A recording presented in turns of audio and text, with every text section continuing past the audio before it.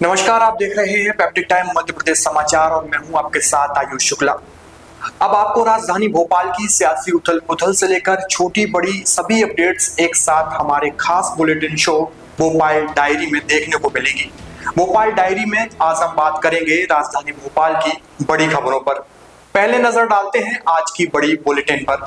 अमूल की तरह अब सांची भी ग्लोबल ब्रांड बनाया जाएगा। National dairy board marketing management संभालेगा। घी, पनीर, श्रीखंड जैसे प्रोडक्ट अब एक्सपोर्ट मध्य प्रदेश से किए जाएंगे। आज भारत रत्न डॉक्टर भीमराव अंबेडकर की 134वीं जयंती है, जिसको लेकर भोपाल के बोर्ड ऑफिस चौराहे पर विभिन्न कार्यक्रम चल रहे हैं। भाजपा प्रदेश अध्यक्ष के अलावा कई जनप्रतिनिधि इस कार्यक्रम में पहुंचे। भोपाल में रिपोर्टिंग कर लौट रहे पत्रकार पर हमला हो गया। हमलावरों ने चाकू से वार किया है, साथी को डंडे से मारा। भोपाल के होशंगाबाद रोड की ये पूरी घटना बताई जा रही है। अब खबरों को विस्तार से समझेंगे। पहली खबर, भोपाल के रविंद्र भवन में मध्य प्रदेश दुग्ध संघ और national dairy development board NDDB के बीच केंद्रीय सहकारिता मंत्री अमित शाह की मौजूदगी में एमओयू हुआ। रविवार को हुए इस एमओयू के बाद अब दुग्ध संघ का प्रबंधन एनडीडीबी के हाथों में होगा। मध्य प्रदेश में अभी 6 दुग्ध संघ हैं जो अपने अपने क्षेत्रों में सीमित दायरे में काम कर रहे हैं। उदाहरण के तौर पर यदि भोपाल में पेड़ा का उत्पादन अधिक है और जबलपुर में कम, तो वहां स्थानीय स्तर पर शॉर्टेज की स्थिति बन जाती है। अब राष्ट्रीय डेयरी विकास बोर्ड एनडीडीबी पूरे प्रदेश में उत्पादन से संबंधित कार्यों की निगरानी मध्य प्रदेश दुग्ध महासंघ के माध्यम से करेगा। यह तय करा गया है कि इस प्रोडक्ट का कहां कितना उत्पादन है और कहां किस प्रोडक्ट की कितनी खपत है। यदि अन्य राज्यों की बात करें तो जैसे दिल्ली में दूध की खपत तो अधिक है, लेकिन वहां पर्याप्त उत्पादन नहीं होता। ऐसी स्थिति में मध्य प्रदेश से दिल्ली तक दूध की आपूर्ति की जाएगी। केंद्रीय गृह एवं सहकारिता मंत्री अमित शाह भोपाल के रविंद्र भवन में आयोजित राष्ट्रीय सहकारिता सम्मेलन में शामिल हुए। इस दौरान मध्य प्रदेश दूध संघ और national dairy development board NDDB के बीच एमओयू हुआ। इसके साथ ही एमपी के 6 दुग्ध संघों और एनडीडीबी के बीच 6 अलग अलग एमओयू हुए। शाह ने कहा कि देश में सहकारी समितियां पेट्रोल पंपों का संचालन करेंगी और रसोई गैस वितरण भी संभालेंगी। 3 नई राष्ट्रीय कक्षा की सहकारी समितियां बनाई। किसानों की उत्पाद को विश्व के बाजार में बेचने के लिए एक्सपोर्ट कोऑपरेटिव बनाया।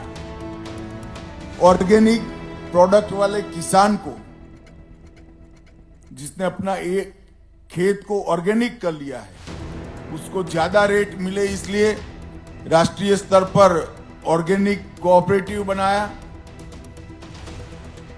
और ये दोनों इनिशिएटिव से ढेर सारा आने वाले दिनों में, मेरी बात याद रखना, 20 साल के बाद ये अमूल और अन्य संस्थाओं से भी बड़े संस्थान बनने जा रहे हैं। बड़े पैमाने पर पशुपालन से होने वाली दूध उत्पादन की क्षमता के बलबूते पर मैं स्वयं भी उससे अपने आप में परिवार में गौरवान्वित होता हूं कि हाँ, हमारी सरकार ने आकर के ये जो दूध उत्पादन के मसले पे विचार किया। देश के संविधान निर्माता, महान समाज सुधारक और बहुजन समाज के प्रेरणा स्रोत डॉक्टर भीमराव अंबेडकर की 134वीं जयंती आज राजधानी भोपाल में बड़े ही धूमधाम और श्रद्धा के साथ मनाई जा रही है। शहर के बोर्ड ऑफिस क्षेत्र में आयोजित भव्य कार्यक्रमों में डॉक्टर अंबेडकर की पुस्तकों की प्रदर्शनी लगी है, सांस्कृतिक प्रस्तुतियां हो रही हैं और विचार संगोष्ठियां भी लगातार चल रही हैं। कार्यक्रम स्थल पर सुबह से ही बड़ी संख्या में आम नागरिक, सामाजिक कार्यकर्ता और विभिन्न राजनीतिक दलों के प्रतिनिधि अंबेडकर जी की प्रतिमा पर पुष्पांजलि अर्पित करने पहुंचे। बसपा, भाजपा और कांग्रेस समेत कई संगठनों के कार्यकर्ताओं ने बाबा साहब को नमन किया और उनके बताए गए रास्ते पर चलने का संकल्प लिया। इस अवसर पर भारतीय जनता पार्टी के प्रदेश अध्यक्ष व खजुराहो सांसद विष्णुदत्त शर्मा ने भारत रत्न बाबा साहब डॉक्टर भीमराव अंबेडकर की जयंती पर बोर्ड ऑफिस चौराहा स्थित उनकी प्रतिमा पर माल्यार्पण कर उनको नमन किया। आज बाबा साहब अंबेडकर जी की जन्म जयंती को प्रत्येक स्थानों पर एक संकल्प के साथ बाबा साहब के विचारों को, जो सामाजिक सद्भाव और हर गरीब के कल्याण का काम बाबा साहब ने जो किया, उन विचारों को जमीन पर कोई उतार रहा है। तो भारत के प्रधानमंत्री नरेंद्र मोदी जी, आज हम संकल्प लेकर के आगे बढ़ रहे हैं कि बाबा साहब अम्बेडकर के विचारों को सभी कार्यकर्ता अपने व्यवहार में ला करके जीवन में उतारने का काम करें। रविवार देर रात रिपोर्टिंग कर लौट रहे पत्रकार और उसके साथी पर कुछ अज्ञात हमलावरों ने जानलेवा हमला कर दिया। घटना भोपाल के होशंगाबाद रोड पर पारस हर्मिटेज के सामने की है। घायल विशेष कुमार ने बताया कि वह अपने साथी विजय के साथ बाइक से लौट रहे थे, तभी नर्मदापुरम रोड पर पहले से घात लगाए बैठे 10 से 12 युवकों ने उनकी बाइक के सामने अचानक अपनी बाइक अड़ा दी, जिससे उनको अचानक ब्रेक लगाना पड़ा और वे गिरते गिरते बचे। जब वे साइड से निकलने की कोशिश करने लगे तो हमलावरों ने उन्हें घेर लिया और उन पर हमला बोल दिया। विशेष ने बताया कि एक युवक ने अचानक उनके सिर पर चाकू से हमला कर दिया, जबकि साथी विजय पर डंडे से हमला किए गए। हमलावरों ने दोनों को बाइक से खींचकर नीचे गिराया और बेरहमी से उनको पीटा। हमले में विशेष के सिर में काफी खून बहा है, जिससे वे बेहोश हो गए।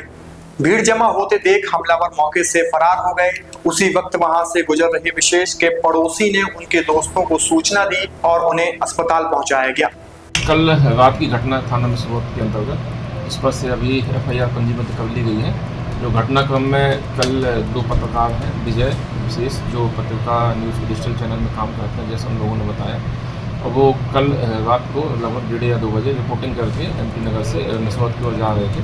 तो रास्ते में कुछ लड़के थे जो बाइक से थे, उनका विवाद हो गया था। तो उन लड़कों ने उनके साथ मारपीट की गई और मारपीट की गई है। मारपीट के बाद वो लोग थाने आए, तो उस पर से उनका मेडिकल कराया गया। जो भी मेडिकल में रिपोर्ट आई है, उनके द्वारा जो भी घटनाक्रम बताया गया है, उस पर एफआईआर पंजीबद्ध कर ली गई है और अभी टीम को सक्रिय कर दिया गया है थाने की, और बोला गया है कि सीसीटीवी कैमरे चेक करें, उनके द्वारा कैमरे चेक किए जा रहे हैं और जैसे अज्ञात व्यक्तियों की पहचान हो जाती है उस हिसाब से अग्रिम कार्रवाई की जाएगी। तो ये थी राजधानी भोपाल की बड़ी खबरें। अब लगातार भोपाल की बड़ी खबरें आप भोपाल डायरी के माध्यम से रोजाना देख सकते हैं। बाकी तमाम मध्य प्रदेश की छोटी बड़ी खबरों से रूबरू होने के लिए बने रहिए पेप्टिक टाइम के साथ। बहुत नमस्कार।